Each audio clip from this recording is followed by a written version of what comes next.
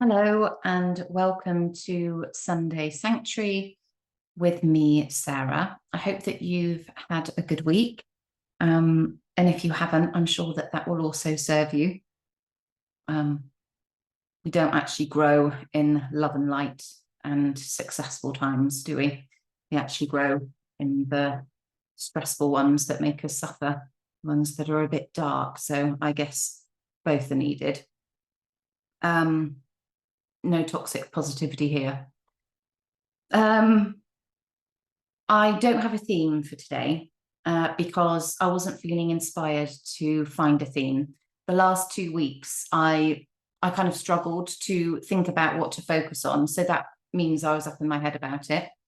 And today, like I had a lovely day with my niece and her lovely partner, and I was asking them what would be a good theme. And one of them mentioned a subject, and I was like, oh, I don't know. I haven't experienced that. So again, I have to come back to myself. And what better way to tap in to what wants to arise than to ground, to center, to come into the body.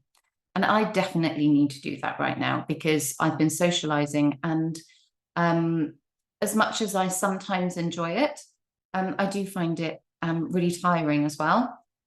And I always need to recharge afterwards on my own, either in nature or by doing a meditation, or just being on my own generally. That's how I kind of fill up my own cup.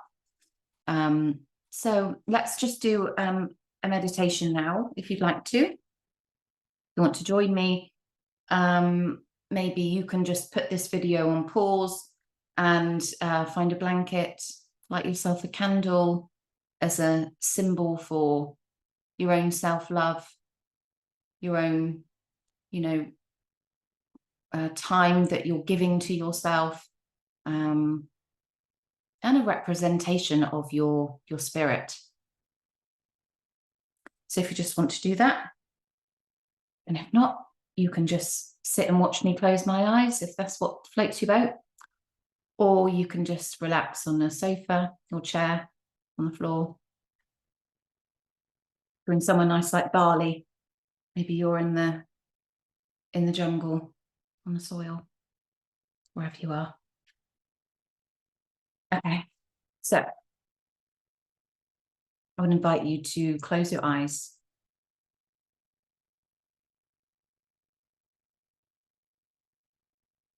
And just feeling your body underneath you that's touching the sofa or the chair. And just feel your body touching the surface underneath you and feel into it. Feel the solidity of the sofa or the chair underneath you. Maybe that will help you to make your spine more erect.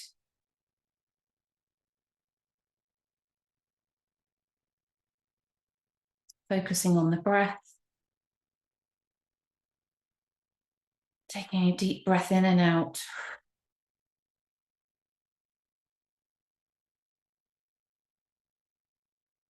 Remember the examples of babies and animals, they breathe naturally right into their belly. Us adults, after decades in stress and running and overwhelm and survival, we get used to just breathing into our chest.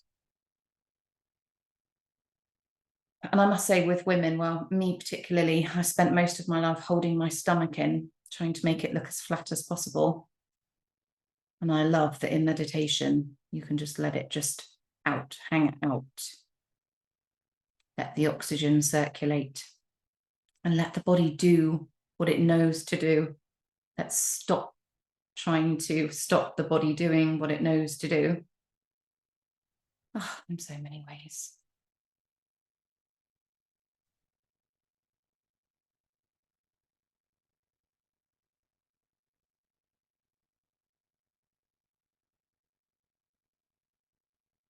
Focusing on the breath.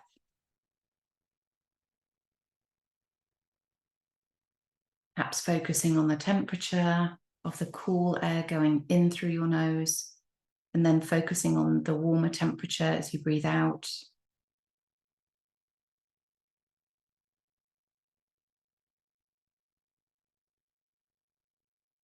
And now, as a way of really tuning in, I want you to just focus on, let's just get an idea first of all of our body. So just focus on your feet, give your toes a wiggle.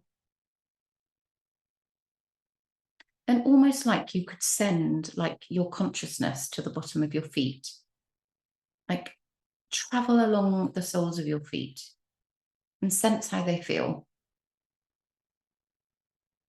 Maybe they feel tingly, cold. Maybe they're nice and warm in your socks. Whatever. It's just about perceiving and being at that, the nether region of your body. So we don't often feel into our feet, right? Because we're so up in our heads thinking past, future, past, future. We're coming away from the head, coming down into the body, so that our energy is like balanced from head down to toe. I think a lot of burnouts are just happening because your energy is so up, like your thoughts, your energy is so around your head all the time. It's not balanced, is it? It's like, of course, like your head might even fall off in the end. Go. So just saying, like, it should be normal and natural that we are balanced from head to toe. Feeling into the feet again. And let's just do a quick body scan. So now that we're in the feet, just moving your attention up to your ankles, noticing how they feel. Up your calves, around your knees. Putting your attention there, just noticing how they feel, whether they feel relaxed or tight or whatever it is. Without judgment, just noticing. Move up to your thighs.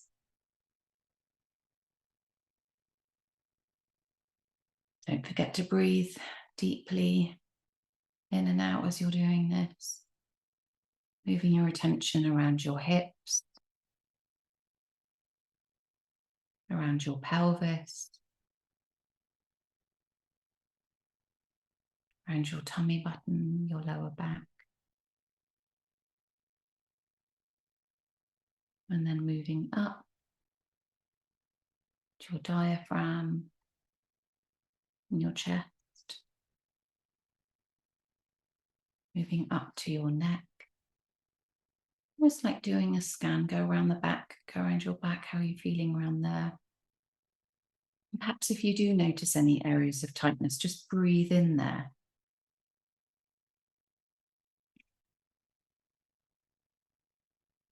Scanning around your shoulders. And go down your arms at the same time, energy going down to your hands. Just rubbing your fingertips against your thumbs. Feeling your body, being in your body.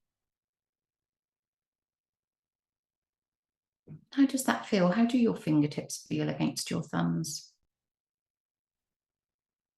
Are they smooth? Are they rough? How does that feel? Does it feel nice to touch your own fingers? I think it does.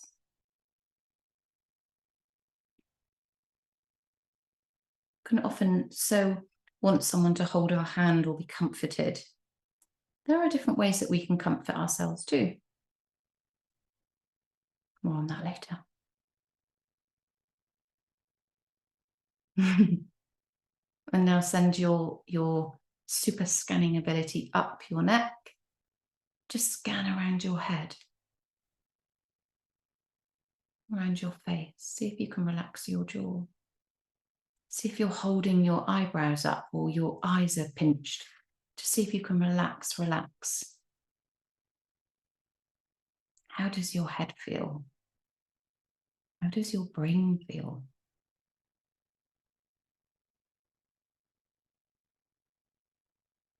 noticing. Can you relax your shoulders a little bit more? Take a deep breath in and out.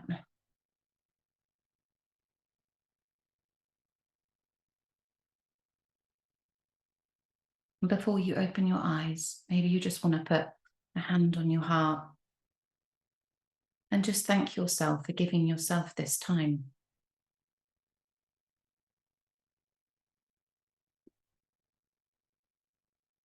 Making time for yourself to have a bit of reflection at the end of this week and before the next.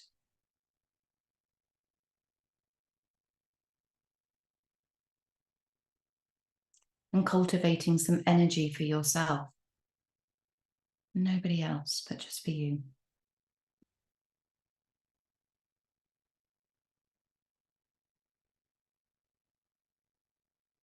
I invite you to open your eyes and land in your space, wherever you are.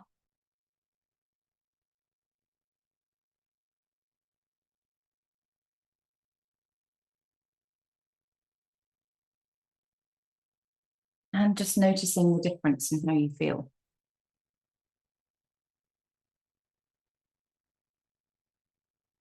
Do you feel more present? Do you feel more in your body, more balanced from head to toe rather than heady? It's good just to notice the difference of how you feel before and after a body scan or any kind of meditation. And it will differ with each one and every day. Okay.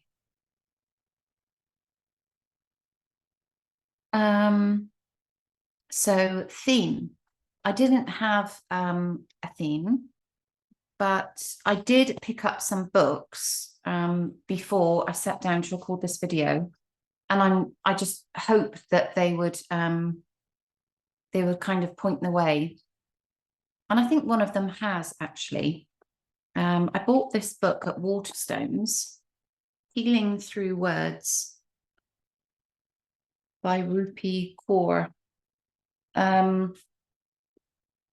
And what I really loved about it when I flicked through it is that it invites you to write about like many different topics. And when I was randomly just looking through this book, I landed on this page, and I thought it might be quite relevant. So this is actually an exercise for you to do. So at this point, I'd love you to do this. I think it will be a really wonderful exercise for you. And I'd invite you to get some paper or your journal so you can put this on pause. And just go and grab some paper or your journal and a pen. And that's all you need. And obviously just make sure that you're just somewhere on your own, chilled out and comfortable, so that you can just have 10-15 minutes of reflection time. Okay, so if you just want to put it on pause now.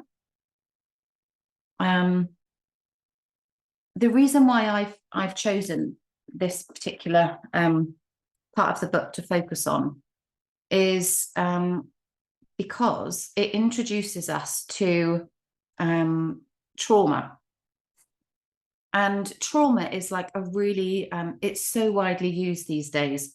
And I always thought that trauma was like happened in war or, repetitive sexual abuse or rape or something like that. I never thought that, coming from a relatively, wonderful looking home and from the outside, wonderful looking childhood, I didn't think that I would have any trauma. I would almost think that was attention seeking. Watch that word and everything that covers in deep, misty waters. But this exercise, it's entitled What Trauma Looks Like. So I'm going to ask you now to please close your eyes and take 10 deep breaths. nice and slowly in and out. And after your 10th breath, just spend some time meditating on the word trauma. I think Gabor Mate said trauma isn't what happens per se, it's what happens inside of us as a result of what happens outside. It's what happens inside of us. Maybe that can kind of help you to reflect on that a little bit more.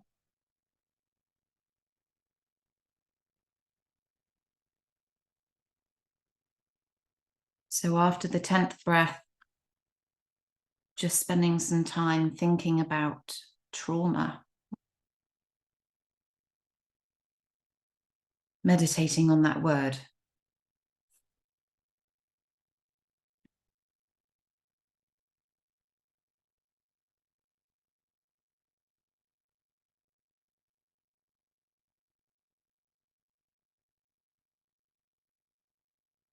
And then when you've done that, with your pen, draw what trauma looks like.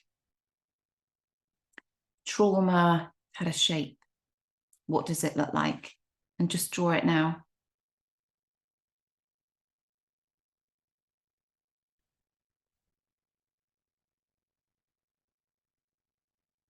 Not overthinking, just doing with your hands. Just let your hands go.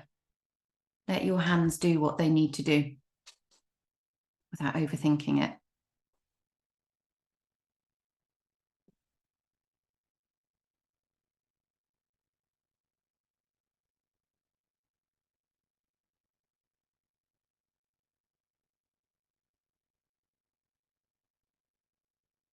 And now just look at your drawing and jot down a few words or simple phrases that come to mind when you look at it.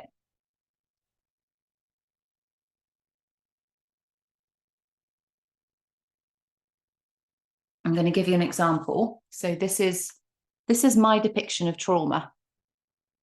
Okay.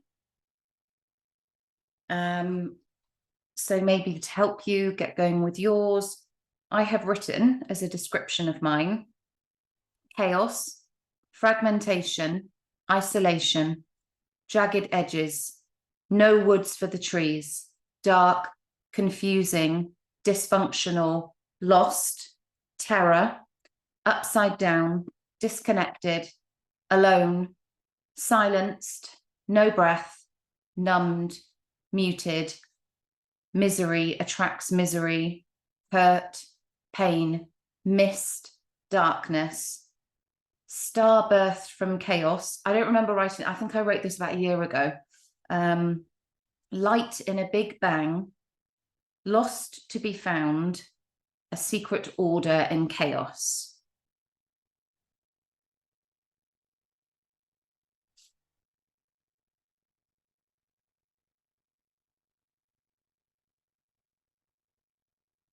So if you just want to put this on pause if you need longer. And now, from your list that you've written down, randomly select 4 of the words or phrases that you jotted down and then list them. 1, 2, 3, 4. Yeah? So from all of your list, select 4. They probably will jump out at you, and then write them down. And again, I'm going to give you my example. So I've chosen chaos, numbed, terror, disconnected. Okay, so once you've got your 4, again, go on and do this now, or you can listen to mine, do what you will.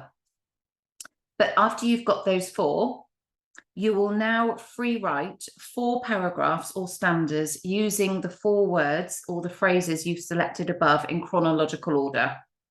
And each paragraph or stanza must include a word from the above list in their numbered order. So for instance, I chose these four, and I will write a paragraph about them in order. So I need to write something about chaos, something about numbed, terror, and disconnected. Okay.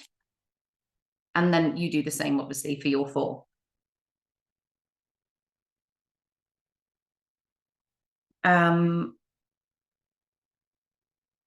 So again, I'm going to read mine. It might give an insight into the journey of healing, some of these things that I've written about. I don't even remember this, but here we go. This is like a year ago. So I've written for chaos. Chaos starts inside when things don't make sense. What's said isn't what's done, and what's done isn't what's said. What is said doesn't match what is felt, and what is felt tells of something unknown or scary. Chaos is the confusion of knowing the truth and then doubting it to be so, because adults deny its existence. Denying the truth of my existence, my truth. But still, in chaos, there is truth and there is an order. And then I had to write about numbed. Numbed. What does that mean in my life? Numbed, being numbed happens when feelings are too overwhelming. Food, smoking, and drinking soothes. It gives, what does that say? It gives exciting sensations which take focus away from the body and into the sensational realm. And the devouring fills a hole that can't be filled. Numbed is the word. It's unfeeling, desensitized, dangerous, inhumane. Interesting. Terror. I had to write about terror. Terror of a young child when an adult is drunk because they can't protect. They're not there, not safe, unaware, blind, clumsy, distracted, not themselves. Terror of being small, vulnerable, a target, like a tiny fairy in a huge forest with wolves wanting to devour. Eyes wide open. Hearing the pulse of one's own blood in ears, frozen, not breathing, scared to be taken away from comfort, from home, from what's known. And then the last one that I wrote about was disconnected.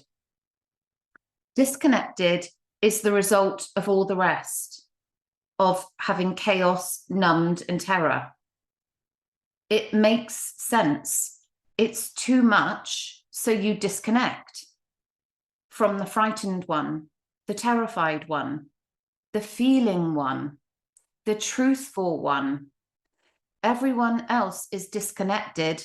All the adults are disconnected, so you join them. It's safer. We are all here in this disconnect. Here we can all belong. We have all given up ourselves.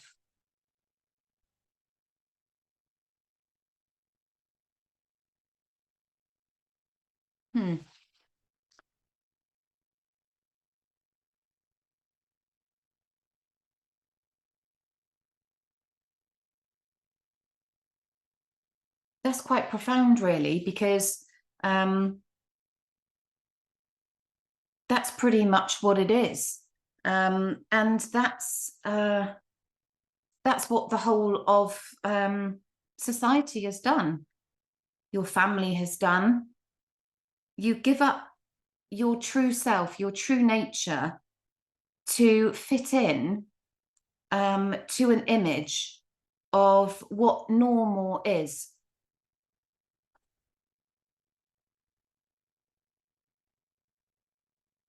And there is no such thing as normal. And I think that's why everyone is so numbed. You know that song, Comfortably Numb? I have become comfortably numb. It's like if you're walking around in supermarkets these days, do you get to look many people in the eyes? I don't.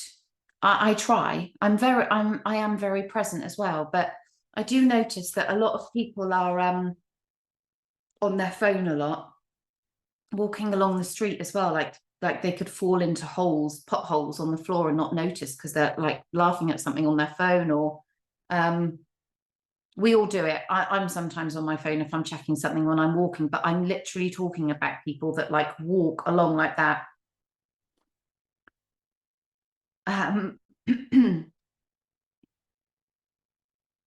It's almost like there is like a mass I wanted to say amnesia, a mass kind of I don't know, maybe like zombified, like people are turning like zombies. And it is perhaps representative of the fact that we are so disconnected from the feeling now, from the feeling body. And now not only are we up in our own heads, but we are like in many other people's heads because of social media and maybe all of the stuff that people are consuming. Like we're not even in our own heads. We're in other realms, man. It's like, whoa, I'm like in all of these internal like tunnels inside my phone and my computer. Like God knows where people are. But they're definitely not here in the here and now. And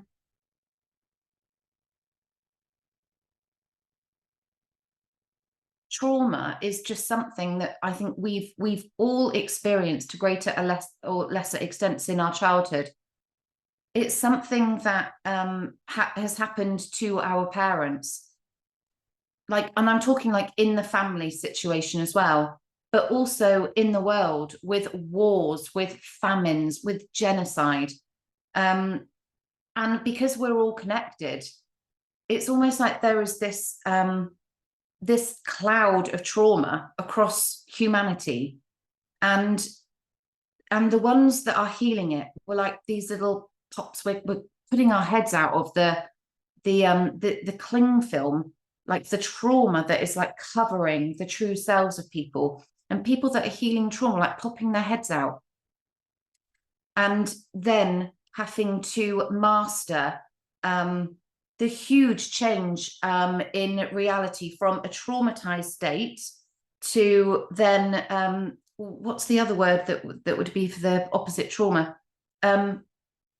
Natural state, which I would experience like in nature, in a forest that hasn't been touched by man, like the peace, tranquility in that environment, when you are also present yourself, that to me is like natural. So it's not even heightened or spiritual or joyous, but it is calm. And that's what coming out of trauma is like. It's like you're popping your head out of I think like if you're a fish and you're used to swimming in the water, and then you suddenly find yourself like looking out and discovering like that there's this whole world above the water. It's like that. It's so different. But there are many people that are going through this right now, and I think that it's a very exciting time for finding your true self, and starting to really reflect on yourself, and looking at why are you the way that you are. Your personality just doesn't become that way. There is a cause and there is an effect. I'm going to give an example. Just say that there is a client that comes to me and she is absolutely terrified of spiders. and that's just the way it is for her. That's, you know, she thinks that that's part of just how she was born.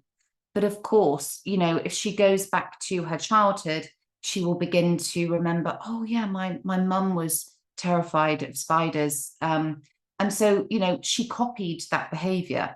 So many of what we think is our personality is actually copied. I was told all the time throughout my life, up until the age of 36, how much I was like my mum. And whilst I still kind of identify in being like her in some ways, I realized that many of the ways that I was like her, I copied her. I didn't realize that. I didn't like consciously think, oh, I'm gonna like copy these characteristics of my mum. No, but it's like, again, if you watch nature, it will show you. I volunteered at this animal farm, and it was really fascinating for me to watch the little peahens coming out of the eggs and being born, and then they would start to follow the mother around the farm, and the mother would tap with her beak at the plants that they were allowed to eat, that was safe for them to eat. I thought that was fascinating. And when the mother was like on her way, she would stop and preen her feathers, and then I'd see her babies copy. And it was just like a really amazing lesson. Like, wow, the young ones copy, they copy the older ones. And that's what we've done. And it's not just our parents that we copy, it's also different people that we may have thought that had value in society. Maybe somebody was funny and that we saw that they got a lot of love and attention from people. So we thought that that would be a good trait to have. And then that just became part of us. And maybe that was actually quite self-defeating sometimes. You know, it's we've incorporated so many bits and pieces from so many different places, people and things, that you actually have to get to a point of suffering so much that you have to self-reflect, to think, what's me and what's somebody else? You know, who am I? Who am I intrinsically? And that's what the journey to the true self is. I do believe that suffering brings you to a point, not for you to suffer, but so that you wake up and have a chance to think, oof. You know, I think it was Eckhart Tolle said that he got to a point where he actually didn't want to be alive anymore. He was so depressed. I think the story is he was sat on a park bench, and he had a thought, I can't live with myself anymore. And at that point, he had a massive kind of transformation, because he questioned, who is the self that he can't live with anymore? And at that point, he realized that there were two. That's going deeper. You can read The Power of Now. I read that book about 14 years ago, I think, and it was like complete gobbledygook. But I was just, you know, everybody was saying, well, have you read The Power of Now? And I was like, yeah, I've read it, like to show that I was, I don't know, knowledgeable or something. But I really couldn't get my head around it. But now I can. And I think that that's quite interesting about books and even songs. When we read them back at different times in our life, they will read differently, because we will have had more life experience, and you know, text, music becomes richer, becomes more meaningful. It's like we can hear, we can listen more, and take more in. So I hope that this exercise can help you to, you know, feel in yourself that when you're suffering, it's a start of something, because suffering almost, you know, propels us to another level of being, and feeling chaotic, being numbed, having felt terror and being disconnected. I'd say that, you know, it's pretty human things to feel, but it's not something that we might talk about with somebody on the street. I've tried, and, you know, it's not always received. All joking aside, I think that it's really helpful to write about some of these things, journal some of these things, because they're very personal. I don't mind sharing these things because, you know, I've been doing this kind of thing for 7 years, and I'm very comfortable with the things that I've gone through. And it doesn't create any shame in me, because I know that all of these things, then they aren't me. They happened to me, and they were feeling states or emotions or thoughts, but they all stemmed from experiences, and they don't define me. I'm not defined by any of these things. I'm just using them to help, hopefully, enlighten you as to what might be happening in you, or to help you to kind of reflect inside yourself and know that there's a reason why you feel the way you do. And there is nothing wrong with you, okay? There's a cause for it. And once you trace the cause back, you will be liberated from a feeling of being wrong, being guilty, feeling shame, feeling shy, feeling insecure. This is the start of your liberation. But sometimes before we move back, before we move forward, we've got to go back a little bit, right? Like a car, like acceleration involves it going marginally back before it can thrust forward. So I hope that this exercise is helpful for you. It was a bit random today, but I kind of like randomness. The order is always there somewhere. And yeah, please let me know whether you liked this, whether you like doing this kind of exercise, and it will help me to plan the next sessions that I do, and help me to kind of draw on what you enjoy, and what floats your boat. So thank you so much. I hope that you've had a lovely Sunday, and I invite you to decide what kind of week you're going to have.